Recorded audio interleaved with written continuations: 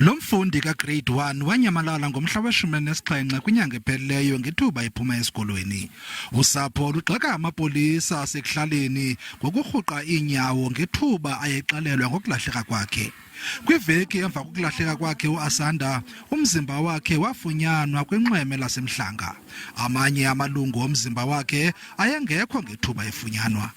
Uthe lo muntu lo ngazakhetha ingane yami shuthi wayevele eplanile njalo ehleze ebuka njalo mengimphelekezele esikoleni.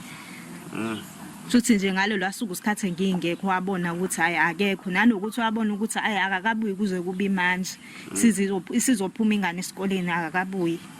Usapho luthi luqalelwe ngamapolisa ukuba umhlobo kaAsanda nguye owanike inkcukacha ngokwenzekayo ngemini yokulahleka kwakhe. Ingane bahamba bayoyibuza bathi ingane babehamba bepaki benoAsanda beyodlala kaqhamuka imoto ibajaha uAsanda wabalekela ngasemahlathini ingane yabalekela kwenye indawo kuthiwa imoto yathatha uAsanda.